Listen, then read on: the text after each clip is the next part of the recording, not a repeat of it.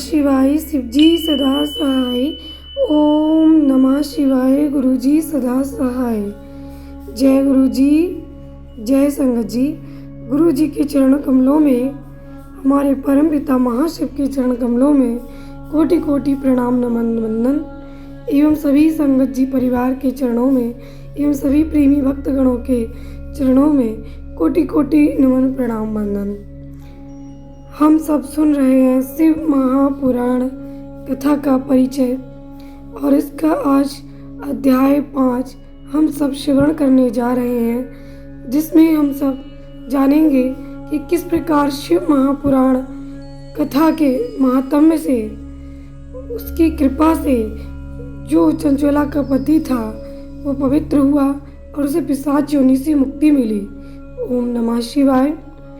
सूत जी बोलते हैं, सौनक, एक दिन परमानंद में मग्न हुई चंचला ने उमा देवी के पास जाकर दोनों हाथ जोड़कर प्रणाम किया और वह उनकी स्तुति करने लगी।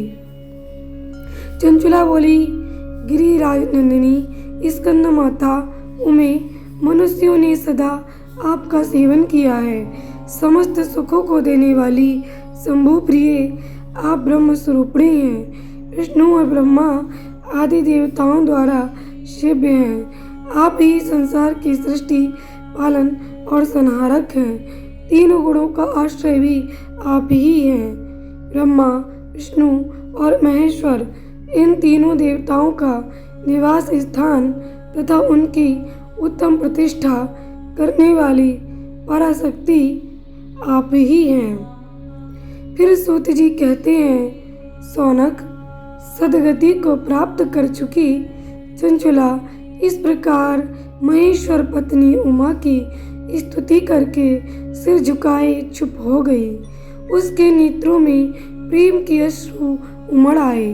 तब करुणा से भरी शंकर प्रिया भक्त वत्सला पार्वती देवी ने चंचला को संबोधित करके कहा, सखी चंचले सुंदरी, मैं तुम्हारी की हुई स्तुति से अत्यंत प्रसन्न हुई। बोलो, क्या वर मांगती हो? तुम्हारे लिए मुझे कुछ भी न देने योग्य नहीं है। चंचला बोली, निष्पाप गिरिराज कुमारी, मेरे पति बिंदुक इस समय कहाँ हैं? उनकी कैसी गति हुई है ये मैं नहीं जानती। मैं अपने उन पतिदेव से जिस प्रकार संयुक्त हो सकूं वैसा कोई उपाय कीजिए। मेरे पति एक शूद्र जातीय वेश्या के प्रति आसक्त थे और पाप में ही संलग्न रहते थे। उनकी मौत मेरी मृत्यु से पूर्व हो चुकी थी। मुझे कोई आभास नहीं है कि किस गति को प्राप्त हुए। गिरिजा बोली, बेटी, बिंदुक नामक तुम्हारा पति बड़ा पापी था। उसका अंतःकरण बहुत ही दूषित था। वेश्या का उपभोग करने वाला वह महामूढ़ मरने के बाद नरक में पड़ा अनगिनत वर्षों तक नरक में नाना प्रकार के दुख भोग कर वह पापात्मा अपने शेष पाप को भोगने के लिए विंध्य पर्वत पर पिशाच बन के बैठा है। इस समय वह एक पिशाच की अवस्था में है और नाना प्रकार के क्लेश उठा रहा है।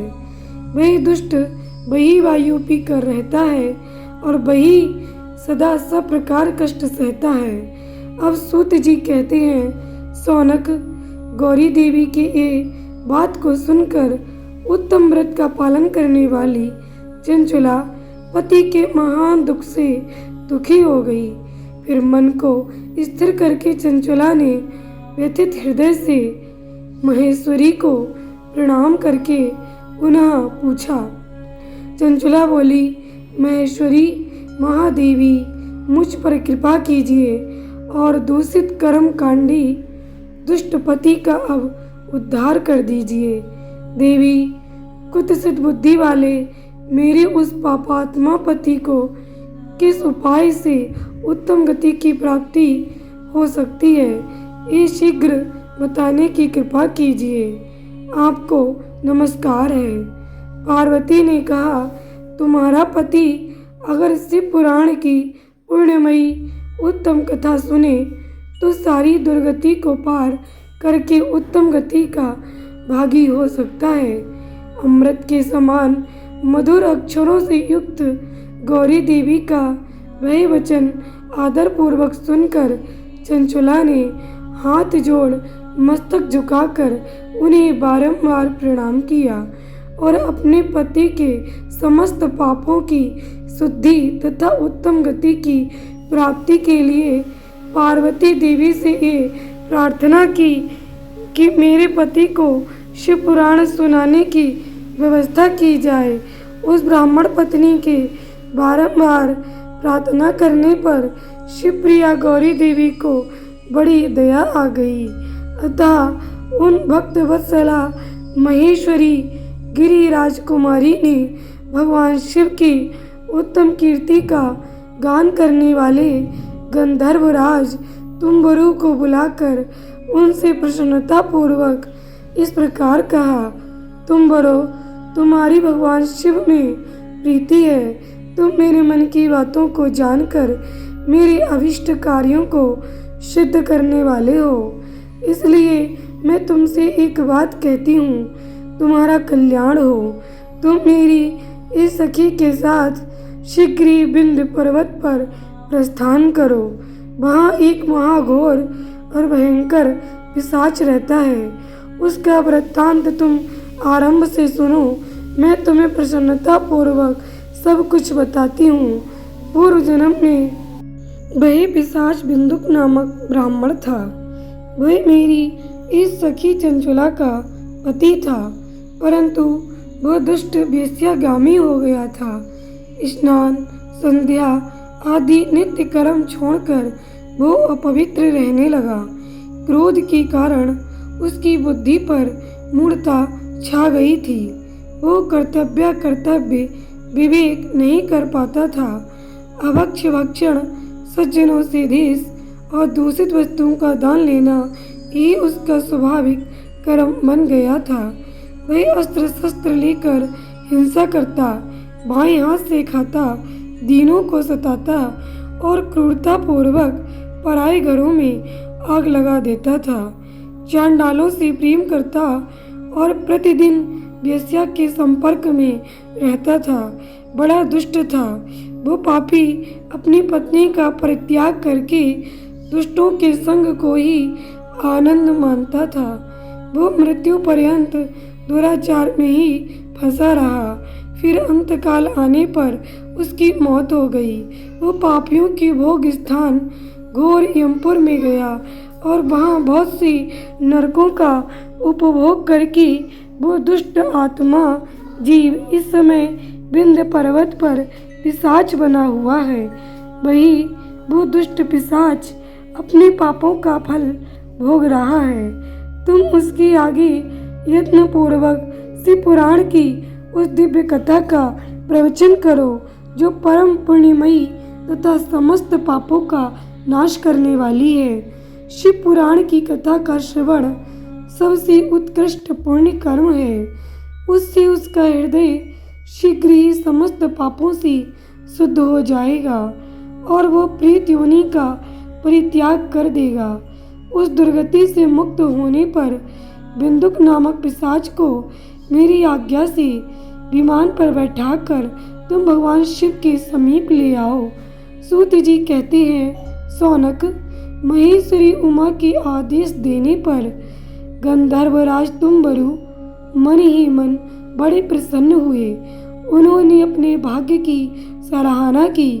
तत्पश्चात उस पिशाच की सती साध्वी पत्नी चंचुला के साथ विमान पर बैठकर नारद की प्रिय तुम्बरु वेगपूर्वक विंध्याचल पर्वत पर पहुंच गए, जहां वो पिशाच निवास करता था। वहां उन्होंने उस पिशाच को देखा। उसका शरीर विशाल था, थोड़ी बहुत बड़ी थी। वह कभी हंसता, कभी रोता, कभी उछलता था। उसकी आकृति बड़ी विकराल थी। भगवान शिव की उत्तम कृति का गान करने वाले महाबली तुम्बरु ने उस भयंकर पिशाच को पासों में बांध लिया। तत्पश्चात तुम्बरों ने शिव पुराण की कथा बाँचने का निश्चय करके महोत्सव युक्त स्थान और मंडप आदि की रचना की। इतने में ही संपूर्ण लोकों में बड़े वेग से ये प्रचार हो गया कि देवी पार्वती की आज्ञा से एक पिशाच का उद्धार करने के उद्देश्य से शिव पुराण की उत्तम कथा सुनाने के लिए तुम्बरु विंध्य पर्वत पर पहुँचे हुए हैं। फिर तो उस कथा के सुनने के लोभ से बहुत से देवर्षि भी शीघ्र ही वहाँ जा पहुँचे। आदरपूर्वक शिव पुराण सुनने के लिए आए हुए लोगों का उस पर्वत पर बड़ा अद्भुत और कल्याणकारी समाज जुट गया। फिर तुम्बरु ने उस पिशाच की पासों में बांधकर आसन पर बिठाया और हाथ में बीड़ा लेकर गौरीपति की कथा का आरंभ किया। पहली अर्थात विद्येश्वर संहिता से लेकर 7वीं वायु संहिता तक महात्म्य सहित शिव पुराण की कथा का उन्होंने स्पष्ट वर्णन किया। 7 संहिताओं सहित शिव पुराण का आदरपूर्वक श्रवण करके वे सभी श्रोता पूर्ण रूप से कृतार्थ हो गए। उस परम पुण्य में शिव पुराण को सुनकर उस पिशाच ने अपने सारे पापों को धोकर उस पैशाचिक शरीर का त्याग कर दिया। फिर तो शीघ्र ही उसका रूप दिव्य हो गया, अंग कांति गौर वर्ण की हो गई, शरीर पर श्वेत वस्त्र तथा सब प्रकार से पुरुषोचित आभूषण उसको अंगों को उद्भाषित करने लगे। वो त्रिनेत्रधारी चंद्रशेखर रूप का हो गया। इस प्रकार दिव्य देहधारी रूप होकर श्रीमान बिंदुक अपनी प्राण वल्लभा चंचला के साथ स्वयं भी पार्वती वल्लभ भगवान शिव का गुणगान करने लगा। उसकी स्त्री को इस प्रकार से सुशोभित देख वे सभी देवर्षि बड़े विस्मित हुए। उनका चित्त परमानंद से परिपूर्ण हो गया। भगवान महेश्वर का वो अद्भुत चरित्र सुनकर वे सभी श्रोता परम कृतार्थ हो प्रेम पूर्वक श्री शिव का यशोगान करते हुए अपने अपने धाम की ओर प्रस्थान कर गए। दिव्य रूपधारी श्रीमान बिंदुक भी सुंदर विमान पर अपनी प्रियतमा के पास बैठकर सुखपूर्वक आकाश में स्थित हो बड़ी शोभा पाने लगे। तदंतर महेश्वर के सुंदर एवं मनोहर गुणों का गान करता हुआ वो अपनी प्रियतमा तथा तुम्बरु के साथ शीघ्र ही शिवधाम में जा पहुंचा। वहां भगवान महेश्वर तथा पार्वती देवी ने प्रसन्नता पूर्वक बिंदुक का बड़ा सत्कार किया और उसे अपना पार्षद बना लिया। उसकी पत्नी चंचला पार्वती जी की सखी हो गई।